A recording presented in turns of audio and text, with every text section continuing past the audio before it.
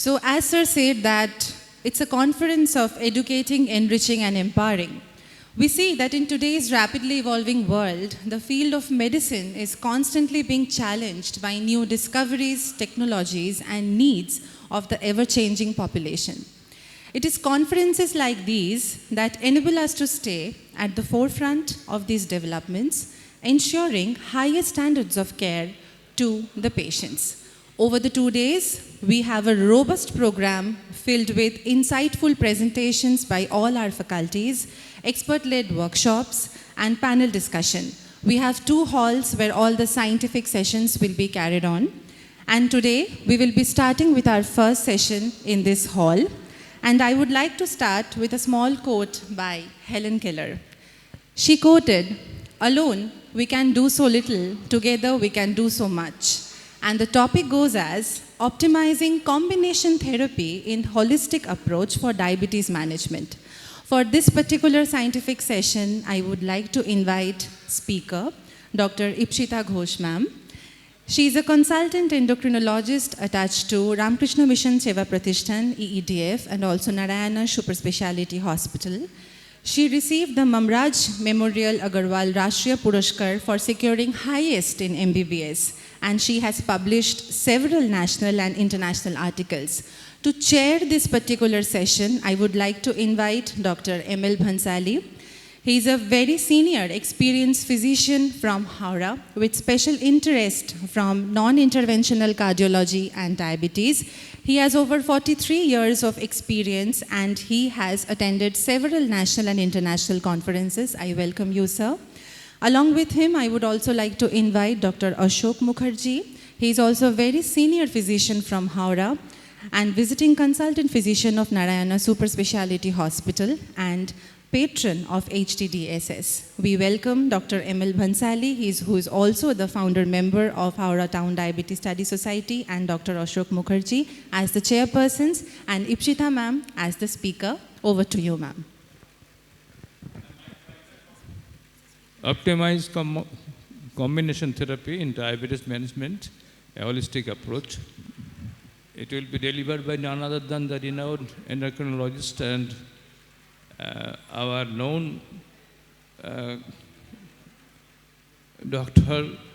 Ipshita Ghosh. I think she needs no introduction here. Without wasting time, I would like to start our deliberation, please. So good morning all. At the outset, I would like to thank the organizing committee for inviting me to this wonderful program. This is my 3rd year that I am coming to this program, and this conference is actually what Sir had said. I would wish to spend 5 minutes every day with Dr. Shah. He is such a wonderful person. He says so little, and with that he has so much inner meaning in it. So 5 minutes will enrich us, that's for sure. Even not in, if not in medical science, but something to deal with the real life is something we need to learn from Dr. Shah. Such an enlightening talk at the very beginning. So thank you, Dr. Shah. I think Sir is not here, but I would like to thank Sir. So I'll be talking about optimizing combination therapy in the holistic management of diabetes. So why do we need to combine? We need to combine. At the outset, I would like to say, as Sir had mentioned, medical science is ever evolving. So we were talking about triumvirate, that is the first pathophysiological defect that I was talking about diabetes, when diabetes pathophysiology came into the being, and now we are talking about the ominous octet, and at recent we are talking about the egregious 11. So it's evolving. As the days go by, we are just evolving. So why do we need a combination therapy in type 2 diabetes? First is to reduce our inertia. We feel that if we go aggressive, patient might land up in hypoglycemia. So we should select drugs which are effective. A combination gives additional effect and the side effect profile is minimized. So one's adverse event is actually counteracted by the other. And obviously cost effectiveness, compliances becomes the other issues. So if I have to go with the pathophysiology, the natural history of diabetes, so we are from pre-diabetes to diabetes, it's a gradual process, and in which we see that the insulin resistance is actually increasing till we reach the state of diabetes, and after which it remains stable. But if we look into the insulin secretion and the beta cell mass degradation or depletion, it just goes downhill. And if I have to look into the macrovascular and the microvascular complications, macrovascular complications starts from the time of insulin resistance, but microvascular after the onset of diabetes. So whatever it is, if we even start with a monotherapy, at the end possibly we'll be on a multiple OADs, or at least start on with insulin. So this is what I have said, that insulin resistance increases till onset of diabetes. After that it plateaus, and insulin secretion and the beta cell mass depletion goes downhill as diabetes goes forward. So why do we have a progressive beta cell mass loss? Mainly because of glucotoxicity and lipotoxicity. Along with that, we have the inflammatory changes, the ROS, cytokines, and obviously the amyloid deposition, which leads to progressive beta cell function and mass loss. Now, the other term is beta cell exhaustion. If you are continuing to use a multiple medication, and for example the secretagogues, what happens is there is a physical depletion of the insulin store, but it's not that the synthesis is off. So if we give rest, there is the situation where we start on with insulin, give the beta cell mass or beta cells a little bit of rest, and later on the exhaustion is reversible. So that is the reason why there are many patients we start on insulin, but we can go into a combination therapy then and there. So this was what I was talking about, the evolution of diabetes pathophysiology. It was triumvirate, and now it is ominous octet, and at present it is the egregious 11. So here we were looking into number one being hepatic glucose neoglucoprogenesis, the other being decrease in the glucose uptake in the muscle and the fat, and the other important aspect is the most important, decrease insulin synthesis or secretion. Now we have added that with the increased glucose reabsorption in the kidney, the neurotransmitter defect, increased glucagon secretion, the incretin effect, and along with that we have added another 3, that is low grade chronic inflammation, which is the egregious 11 I am talking about. On top of this 8, the low grade chronic inflammation, the second being the changes in the gut microbiota, and the third being decrease in the amylin production. So now we are attacking these areas as well to have an additive effect in our diabetes holistic management. So these are the drugs which act on the different areas of the ominous octet. Now we should not use 2 drugs together which has got the same function. For example, a glimepiride with a glycoside. So they are the sulfonylureas, two different sulfonylureas. So we should not add them together. Or a repaglinide with a glycoside, or a repaglinide with a glimepiride, because they are the 2 drugs acting at the same area. Another important aspect is a DPP-4 inhibitor with a GLP-1 receptor agonist. They both have incretin effect mainly. So these drugs need not be combined, but those drugs which are acting on different areas can be combined to have an holistic or an additive approach.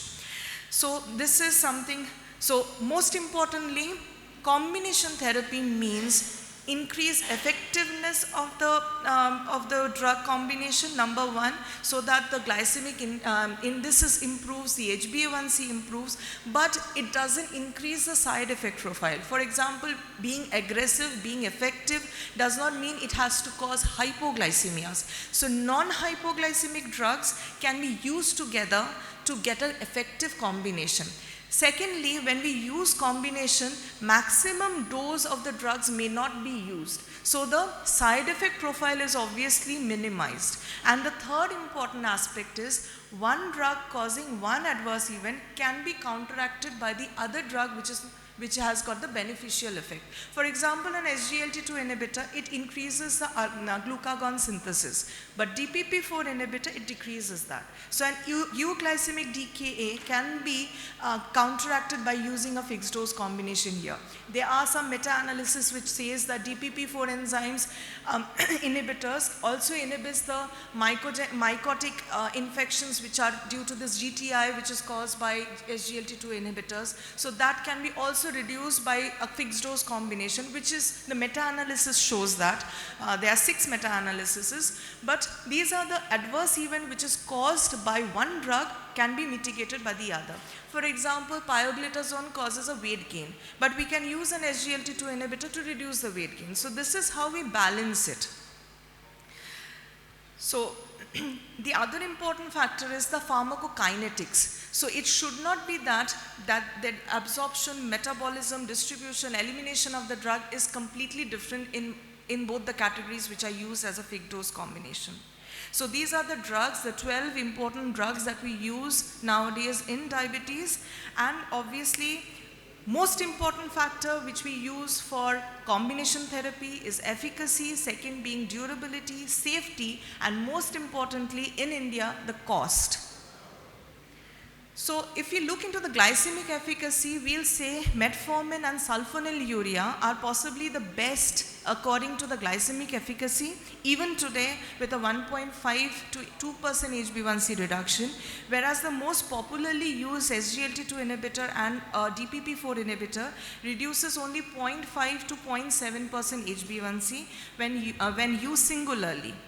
So, but this glimepiride or the sulfonylurea, which has got the highest efficacy after insulin, the chances of having hypoglycemia is very high. But the newer sulfonylureas, that is the glimepiride and the glycoside, they have lesser propensity for hypoglycemia because they are reversibly binded, they bind for a short time, and the insulin secretion is on and off. So that is the reason why weight gain due to insulin secretion and hypoglycemia due to insulin secretion is quite less.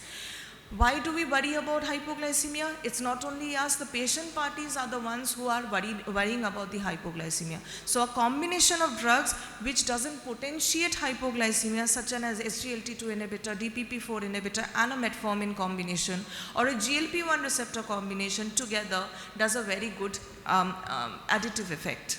So how do we balance? Number one, efficacy, durability, additional benefits such as the GLP-1 receptor agonist and SGLT2 inhibitor has got a number of pleiotropic effects, and most importantly what we need to know is diabetes comes with other comorbidities, so number of medicine increases, so adherence becomes a problem, cost becomes a problem, and obviously hypoglycemia is the biggest fear that we have. So we look into the efficacy, we look into the side effect profile, we minimize the hypoglycemia, minimize weight gain, and minimize the cost.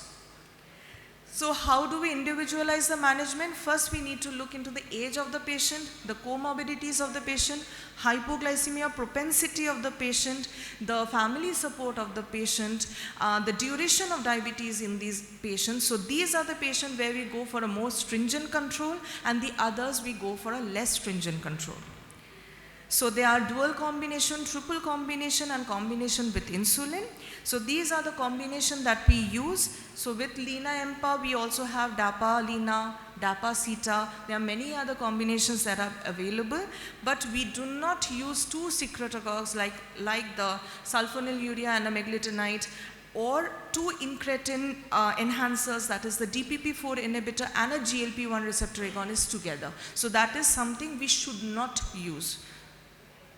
So guidelines guide us, they tell us to go for a sequential addition of therapy after the patient fails, but what we do is we have a guideline of our own. So with a 7.5% HbA1c, we usually start with 2 drugs with a lower dose. Say 9% HbA1c, we start on with 3 drugs along with a basal insulin. So these are the things that we go by experience.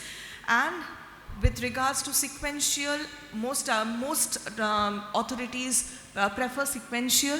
So we start on with lifestyle management, then metformin. After the patient fails, we start on with the second line, which can be DPP-4 or an SGLT2 inhibitor. Then we start for a third line, we add another drug. So this is how we go through, and this is the guideline which I'm not going to go again. So this is the sequential therapy that we are going. So with diet and a monotherapy, again the patient fails, we go, the patient comes back to us again, we start on with the other, the patient fails, we start on with the third, and then we start on with insulin. But if we go for a combination therapy, the durability of a good diabetes control is there. So we have a better glycemic profile, we have a better glycemic variability, and a better outcome in these individuals. So how do we define what is a pathophysiological option and the complementary option? So if we have 3 different drugs attacking different areas of the ominous octet, that is a pathophysiological option. But when we use a liraglutide metformin along with a basal insulin, that is a complementary action. So we have the VERIFY trial, which was first to show that within 5 years of therapies, we showed that the amount of patient who got a better control with a combination therapy of vildagliptin and metformin was around 62%, and 42% was with monotherapy. So dual combination with metformin, we have the most effective one is the sulfonylurea. If we look into this combination, the drop in the first few days in the HbA1c is huge, in the fasting and PP is huge, which is not there with the other medicine because it mimics the insulin action. So many patient comes to us with an HbA1c of more than 9, patient refuses to take insulin. There, if we add in treatment naive patient, in that situation, if we give sulfonylurea is going to act wonders. So there are few situations we can give sulfonylureas and it creates wonders in these individuals. And there are studies in which we have seen that a metformin sulfonylurea combination, whether it's glipizide, glimepiride, glibenclamide or glycoside, all has shown that a combination therapy has got a better HbA1c reduction than individual drug. Regarding durability, this is something we fear about sulfonylurea, but surprisingly, it has shown a better durability than this DPP-4 inhibitor, especially sitagliptin, with which it was combined, which it was seen, and sulfonylurea showed to have a better treatment profile, lesser treatment failure even after second year of use. So this is another combination, metformin and the repaglinide or the nataglinide, which we use specifically in patients. For example, the fasting is well under control, but the PP is something going haywire, and PP is something which we are concerned about because we Indians take huge amount of carbohydrate load. This is a short-acting sulfonylurea. Between long-acting sulfonylurea, which is the glimepiride and glycoside, they mainly keep the fasting under control, whereas repaglinide takes care of the PP. So if we look into those patients who are put on metformin alone, repaglinide alone, or a placebo, and along with that we are giving a combination in these individuals who have a little bit of PP which is going haywire, they have wonderful response. Other than that, metformin-repaglinide combination is not a very good combination or very popular combination. This is something which has come up again.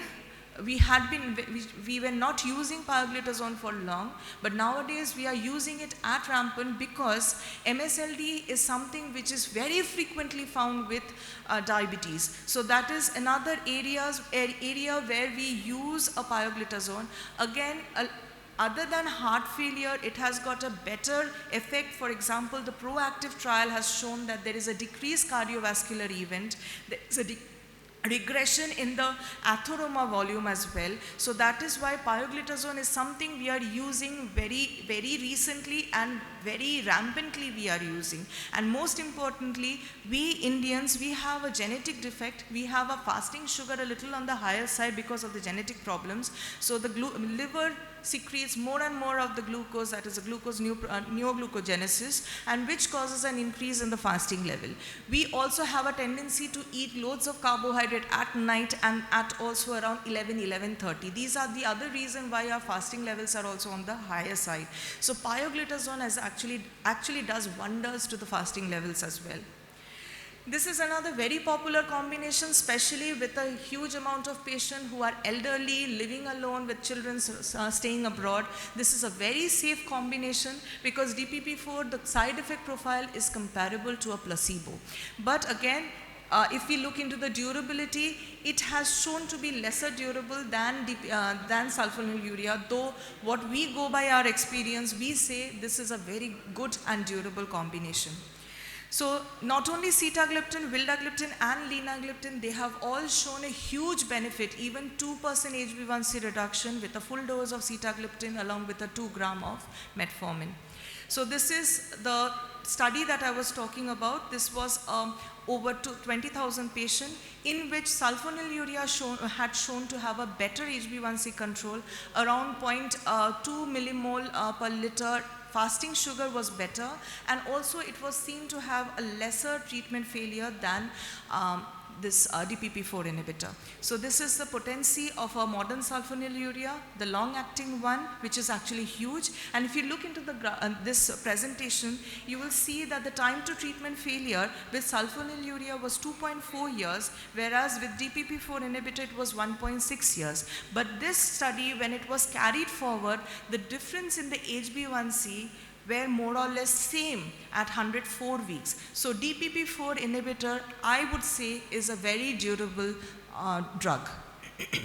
Regarding SGLT2 inhibitor, it's another very popular, mainly because of its pleiotropic effect. We know loads of, there are loads of papers on SGLT2 inhibitors, so these slides are less in number. But canagliflozin, dapagliflozin and empagliflozin, they actually have around 0.5 to 0.7% reduction in the HbA1c. When combined with metformin, obviously they have a better response. Regarding GLP-1 receptor agonist with sulfonylurea, it has got at par HbA1c reduction, but GLP-1 receptor agonist is something, the main problem is the price. Other than that, it's a wonderful drug. It has the flow study is coming up, so we'll get it published say within a few months, and you'll see the results with flow studies. So even in CKD patient, the results are very good. Regarding thiazolidones and the DPP-4 inhibitor, again, these have complementary action, one working on the incretins, the other working on the liver mainly. So they have this is also a wonderful combination. Only few companies have brought about this combination, but this is a wonderful combination. So sulfonylurea can be used with any drug or every drug other than ripaglinide. Other than that, sulfonylurea versus DPP-4, this is something that I mentioned, that at 12 weeks the HbA1c was better because sulfonylurea acts very aggressively, but as the days go by, say around 52 weeks or 104 weeks, the HbA1c is more or less at par.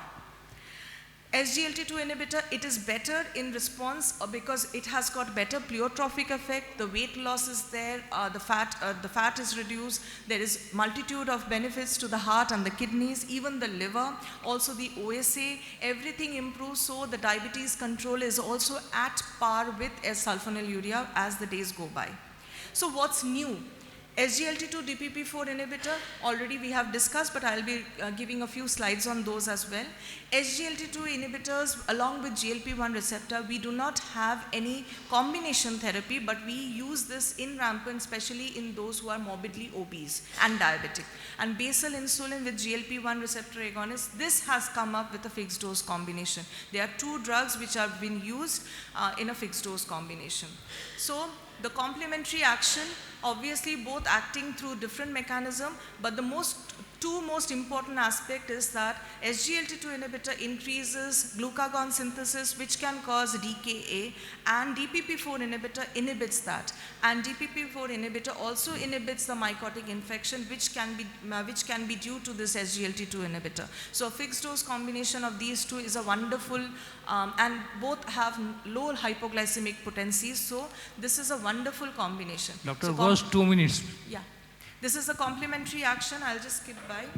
And this is the phase 3 trial in which empagliflozin and linagliptin was used alone and on a metformin combination, but what we see is that the reduction is around 1, and when we use on metformin combination, it's around 2% HbA1c reduction. So this is the greatest drop is within 12 weeks, and then it becomes durable, no further loss, and it's a very safe and durable combination. So obviously GLP-1 receptor agonist and SGLT2 inhibitor, they have shown when used individually and when used together, the HbA1c reduction is 0.7% more, the weight loss is around 0.7 kgs more, and also the blood pressure reduction is also there. So this is another aspect I would like to show, especially the triple drug combination of metformin, SGLT2 inhibitor and a DPP4 inhibitor. It actually works on 8 out of the 8 because neurotransmitter dysfunction is also addressed by the incretins, and gut microbiota is also addressed by metformin. So it is actually 9 out of 11 that this combination has got functions.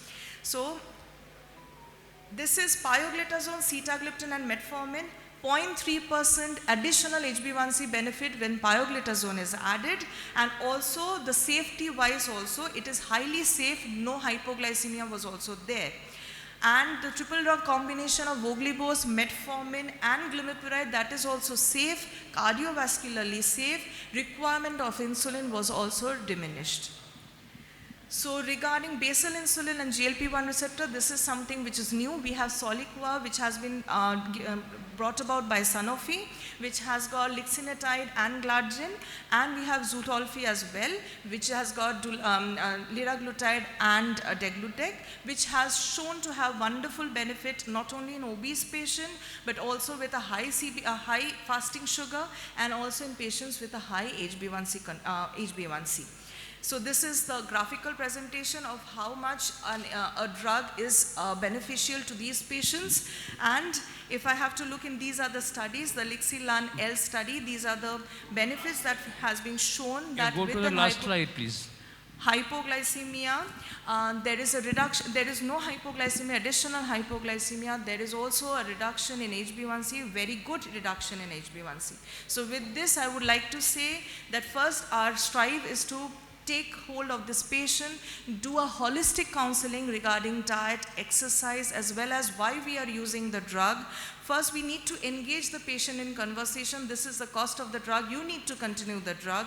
We need to initiate combination therapy in those patients, especially with a high HbA1c, say 7.5, 8% HbA1c at least.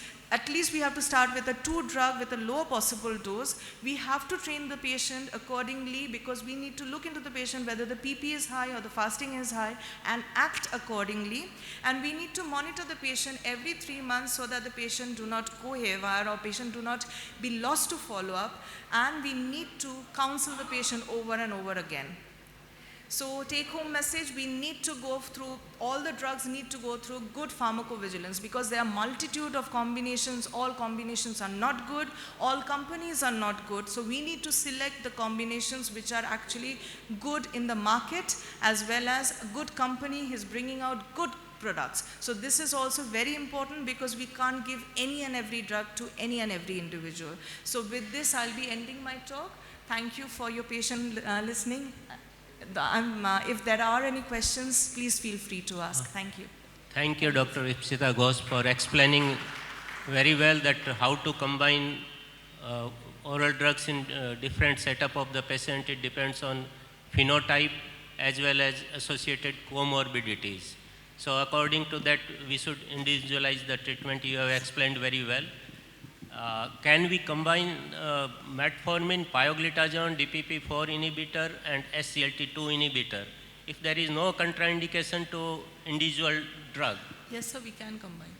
We can combine. We can give at different times, but we can combine. So we have DPP4, metformin and pioglitazone in the market at present. Regarding managing diabetes, what should be your choice, say Soliqua or other combinations? Sir, the problem is the price. The problem is the titration. There are very few patients who have put on Soliqua.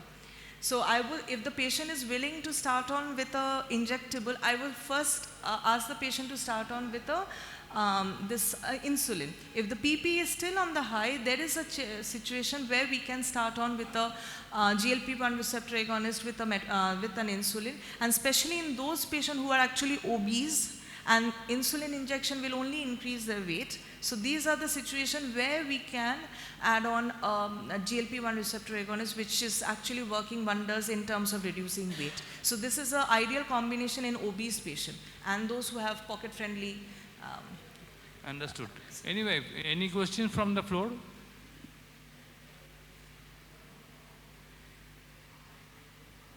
So if there is none, thank you for your excellent deliberation, and we can stop now.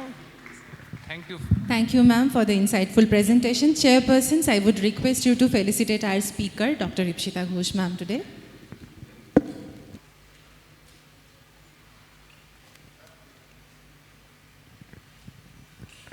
And I would like to invite Dr. B.P. Pandey to felicitate our chairpersons for today.